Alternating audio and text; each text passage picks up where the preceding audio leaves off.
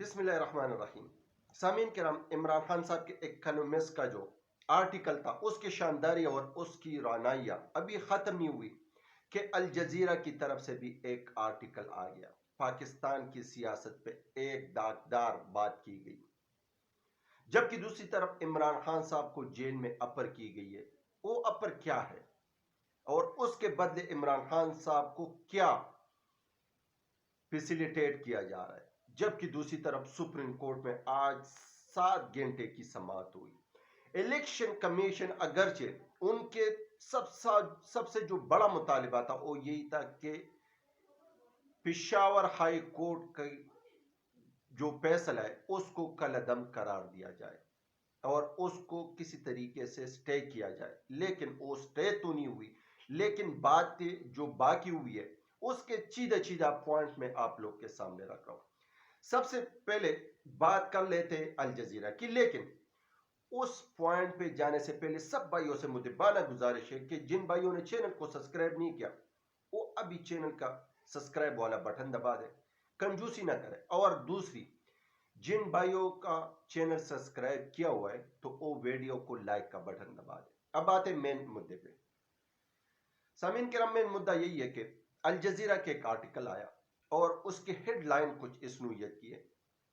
اس نے کہا کہ پاکستان کی الیکشن ایک دفعہ پھر اس کو متنازع بنانے کی کوشش کی جا رہی۔ اس پہ جرنلسٹ، اینالسٹ اور تجزیہ نگار یہی باتیں کر رہے کہ یہ 2018 کا 2024 8 فروری کا پاکستان کی تاریخ میں سب سے برا الیکشن سمجھا جائے گا، کیونکہ اس نے بات کی کہ ایک ex prime minister Imran Khan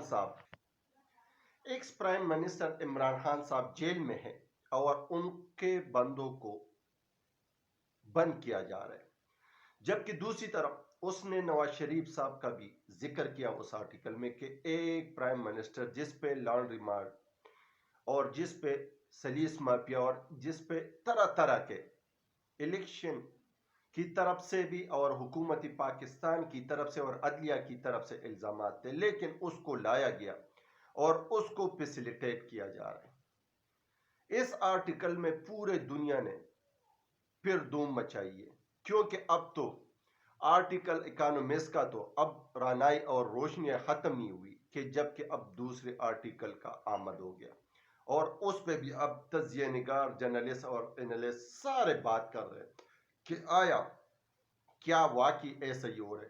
بالکل ایسا ہی ہو رہا ہے، سب کو پتہ ہے، لیکن کچھ لوگ بولتے ہیں اور کچھ لوگ خاموش ہیں۔ دوسری طرف سپریم کورٹ میں آج 7 گھنٹے سماعت ہوئی۔ 7 گھنٹے سماعت میں الیکشن کمیشن کا سب سے بڑا مدعا یہی تھا کہ پشاور ہائی کورٹ کا فیصلہ کالعدم قرار کرانے سے پہلے اس کے اوپر سٹے کیا جائے اور اس کو فی الحال جو ہے نا ان کو مفلوج کیا جائے۔ لیکن سپریم کورٹ میں تو خواہ یہی فیصلہ تو نہیں ہوا، لیکن اس کے برعکس حامد خان صاحب نے جو دلائل دی وہ زیادہ اسی حساب سے ٹوس تو نہیں تھے، مضبوط نہیں تھے، کیونکہ یہاں سوشل میڈیا کا، یہاں پکچر کا اور یہاں کسی اور چیز کا آپ دلائل نہیں دے سکتے، یا آپ نے ڈاکومنٹیشن پروف کرنی ہوتی ہے۔ اور اس لیے جسٹس فائز عیسیٰ صاحب نے حامد خان صاحب کو کہا کہ آپ کل تیاری کر کے آ جائیں اور کل اس تیاری کے ساتھ پورے زور لگا کے اپنے بلے کو بچا دیں۔ اگر آپ کا الیکشن کمیشن کے خلاف جو بات ہے، جو آپ کے دلائل ہے، اگر وہ ٹھوس ہوئے تو آپ کو ریلیف دیا جائے گا، اور اگر ویک ہوئے تو پھر حکومت اپنا راستہ خود تلاش کرے گا۔ اور دوسری دفعہ اس نے یہ بھی بات کی کہ آیا جو الیکشن کمیشن نے پی ٹی آئی کی انٹرا پارٹی انتخابات کالعدم قرار دی تھی، کیا کسی اور نے کسی اور کے اس طرح مینوپلیٹ ہوئے ہیں؟ تو اس پہ الیکشن کمیشن کے وکیل نے کہا کہ یہ پتہ لگانا پڑے گا، کیونکہ ان کو سب چیزوں کا پتہ تھا، لیکن پھر بھی جسٹس فائز عیسیٰ صاحب اس پہ نہیں آئے۔